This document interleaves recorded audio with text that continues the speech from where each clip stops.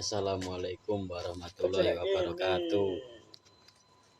Perkenalkan, nama saya Ahmad Faizudin. Saya akan menjelaskan bab 3, konsep fitur tipe sistem pendukung keputusan.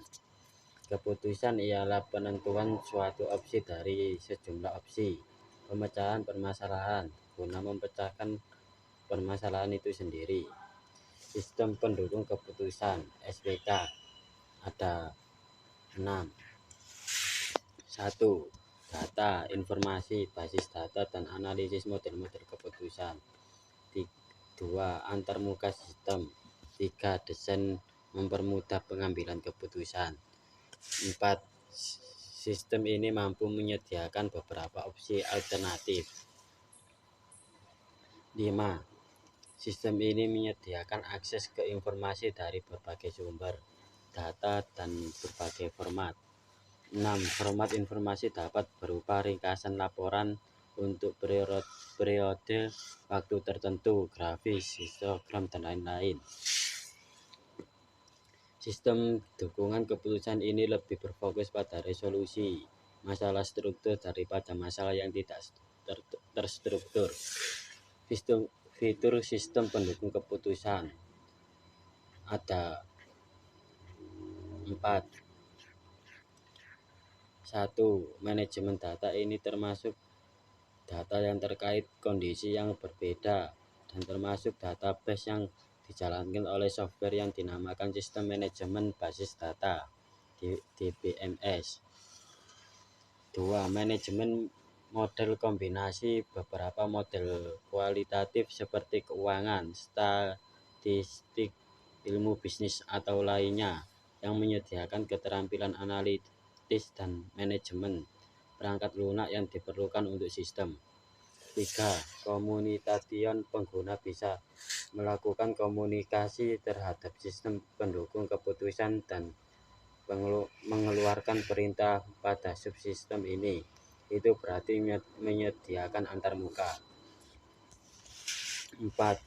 Knowledge management. Subsistem opsional ini mampu menyokong subsistem lain dan dapat berfungsi sebagai komponen yang independen. Tipe-tipe sistem pendukung keputusan. Keputusan terstruktur, keputusan semi terstruktur, keputusan tidak terstruktur. Tahap pengembangan sistem pendukung keputusan ada 6. 1. Tahap pradesain. 2. Tahap desain. 3. Tahap konstruksi. 4. Tahap implementasi. 5. Tahap pemeliharaan dan dokumentasi. 5. Tahap adaptasi. Konsep kekuatan dalam pengambilan keputusan. 1. Fitur. 1. Dukungan untuk semua kegiatan organisasi. 2. Mendukung beberapa keputusan yang saling berinteraksi. 3. Mampu dipergunakan secara kontinu dan konsta. 4. Ada 2 komponen utama, data dan model. 5. Penggunaan data eksternal dan internal. 6. Mempunyai keterampilan analisis bagaimana, jika, dan tujuan. 7. Penggunaan beberapa model kuantitatif. Fungsi. 1. Mempermudah pengambilan keputusan administratif ketika berhadapan dengan kendala semi terstruktur. 2. Dari manajemen puncak hingga manajemen bawah. 3. Tingkat dukungan manajer yang berbeda. 4. Kelompok pendukung dan pengambilan keputusan individu. 5. Mendukung pengambilan keputusan yang berurutan dan saling bergantung. Manfaat. 1. Anda dapat mendukung solusi kompleks dari berbagai masalah kompleks. 2. Anda dapat merespon kondisi yang tidak terduga pada kondisi yang berubah. 3. Anda dapat menerjemahkan strategi yang berbeda dengan cepat dan akurat dari konfigurasi yang berbeda. 4. Tampilan dan pembelajaran 4. Tampilan dan pembelajaran baru. 5. Sebagai moderator komunikasi. 6. Meningkatkan manajemen dan kinerja. 7. Hemat biaya dan sumber daya manusia. 8. Hemat waktu karena Anda dapat membuat keputusan dengan cepat. 9. Meningkatkan efektivitas tim dan manajer pendek dan sulit berupaya. 10. Tingkatkan produktivitas analitik. Interaksi manusia kompleks adalah pertukaran informasi antara manusia dan komputer melalui berbagai antarmuka dan metode. Perkembangan hardware. Hardware meliputi prosesor, memori, dan perangkat input-output. Prosesor input unit, CPU output unit. Fungsi dari prosesor: A. Menjalankan proses pengolahan informasi. B. Mengintegrasikan kerja seluruh komponen internal komputer agar dapat berjalan dengan baik. C. Menjaga agar tiap-tiap komponen komputer tidak kerja di overlapping tugas. D. Mengendalikan performa kecepatan prosesor komputer. E. Menangani perhitungan algoritma dalam instruksi yang diberikan. F. Menjaga kualitas dan stabilitas setiap komponen yang bekerja. Assalamualaikum warahmatullahi wabarakatuh. Perkenalkan, nama saya Yufi Alfafan. Saya tergolong dalam kelompok 7 yang beranggotakan saya sendiri, Nur Sadia, dan Ahmad Farisuddin. Di sini saya akan menjelaskan tentang software. Software berdasarkan pembayarannya, perangkat lunak digolongkan menjadi 3 golongan, yaitu 1. Full berbayar, 2. Shareware atau trial demo, dan ketiga adalah freeware. Sedangkan berdasarkan hak ciptanya, perangkat lunak digolongkan menjadi 2, yaitu copyright, yang kedua copyleft atau open source. Secara umum, perangkat lunak diklasifikasikan menjadi 2 macam: sistem software dan application software, network dan internet. Network yaitu yang terdiri dari LAN, MAN, dan WAN. Internet yaitu ISP, Internet Service Provider. Data warehouse yaitu didefinisikan sebagai sekumpulan data yang terintegrasi dari database khusus yang digunakan sebagai sumber data berbagai sistem informasi yang berada dalam satu perusahaan atau organisasi. Komponen utama dari data warehouse yaitu 1. Operasional data source merupakan sumber data yang diambil dari data operasional yang dijalankan di database awal. Nomor 2. Operasional data store merupakan tempat untuk menyimpan data operasional yang sedang berjalan dan data yang terintegrasi yang akan digunakan untuk dianalisis. Nomor 3. Load manager atau komponen front end berfungsi untuk menunjukkan semua operasi yang terkait dengan data yang diekstraksi dan dimuat dalam warehouse. 4. Warehouse manager berfungsi menampilkan semua operasi yang terkait dengan pengolahan data pada warehouse. Nomor 5. Query manage atau komponen backend berfungsi menampilkan semua operasi yang terkait dengan manajemen dari query pengguna. Nomor 6. Detailed data atau dapat disebut metadata, like and hide, summarized data. 7. Arsip atau backup data sebagai tempat penyimpanan arsip dan backup data, detailed dan summarized data. Nomor 8. End user atau access tool. Data diambil dari sistem informasi database dan file yang ada.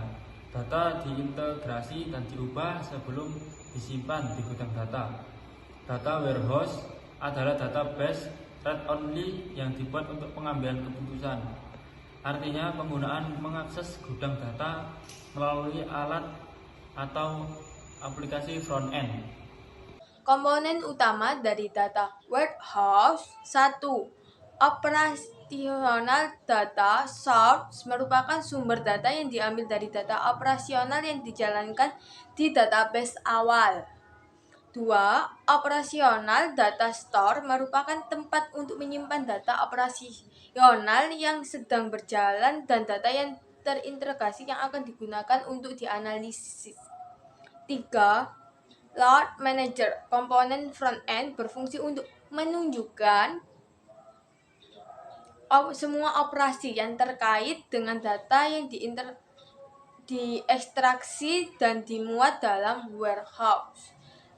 4. Warehouse Manager berfungsi menampilkan semua operasi yang terkait dengan pengolahan data pada warehouse. 5. Query Manager, komponen back-end berfungsi menampilkan semua operasi yang terkait dengan manajemen dari query penggunaan. 6. Detail data, metadata, log and list, smart rich data. 7. Arsip atau backup data sebagai tempat penyimpanan arsip dan backup data detail dan smart data.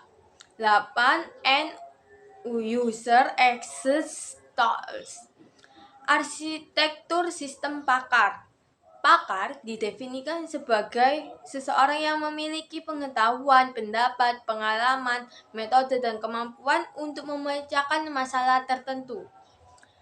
Knowledge engineer, perekayasa sistem didefinisikan sebagai seseorang yang membantu pakar untuk menafsirkan dan mengintegrasikan jawaban pakar atas pertanyaan, menjelaskan persamaan, menyarankan contoh, dan menjelaskan kesulitan konseptual. 3. Pengguna didefinisikan sebagai seorang yang tidak berpengalaman yang menggunakan sistem pakar. Interaksi manusia komputer. Selesai. Assalamualaikum warahmatullahi wabarakatuh. Sistem informasi berbasis komputer. Computer-based information system mengelola data, informasi, dan menjadi keputusan. Manfaat penggunaan sistem informasi berbasis komputer: 1. Menghemat waktu. 2. Menghemat biaya. 3. Meningkatkan efektivitas. 4. Mengembangkan teknologi. 5. Mengembangkan personel akuntansi. Sentralisasi dan desentralisasi sistem pengolahan data. Sistem informasi sentralisasi. Keuntungan sentralisasi: A. Mempermudah pembagian tanggung jawab. B. Mengefektifkan penggunaan ruang, peralatan, serta perlengkapan. C. Data yang terkait disimpan bersama. D. Memberikan kontrol secara terpusat berbasis teknologi. E. Mengurangi duplikasi serta meningkatkan keamanan. F. Informasi bergerak secara cepat, terlebih dalam situasi darurat. G. Duplikasi fasilitas serta fungsi sehingga dapat meminimalisir biaya. Kekurangan sentralisasi: 1. Biaya awal yang tinggi. 2. Ketergantungan pada infrastruktur pusat. 3. Potensi masalah kinerja dan latensi. 4. Keamanan yang tinggi diperlukan. 5. Kesulitan dalam menjaga integritas data. 6. Mengatur data yang kompleks. 7. Tidak cocok untuk skala besar. 8. Pengambilan keputusan yang mungkin lebih lambat. Sistem informasi desentralisasi. Keuntungan desentralisasi: A. Mengurangi beban kerja eksekutif. B. Mempercepat pengambilan keputusan. C. Meningkatkan biaya administrasi setiap divisi atau departemen. D. Tidak membutuhkan ekstra ruang untuk file secara terpusat. Kekurangan sentralisasi: harus memiliki fasilitas serta personil yang terlatih dari setiap divisi atau departemen. Kurangnya keseragaman prosedur secara konsisten pada departemen. Kurangnya proses analisis serta kontrol informasi. Kurangnya konsistensi atau keseragamaan. Assalamualaikum warahmatullahi wabarakatuh. Saya akan menerangkan tentang data, informasi, sistem informasi dan berbasis komputer. Subsistem CBIS yaitu sistem informasi akuntansi, sistem informasi manajemen, sistem pendukung keputusan, dan automasi kantor virtual office, sistem pakar. Perkembangan sistem informasi berbasis komputer. Fokus awal pada data elektronik data processing. Fokus baru pada informasi manajemen informasi sistem.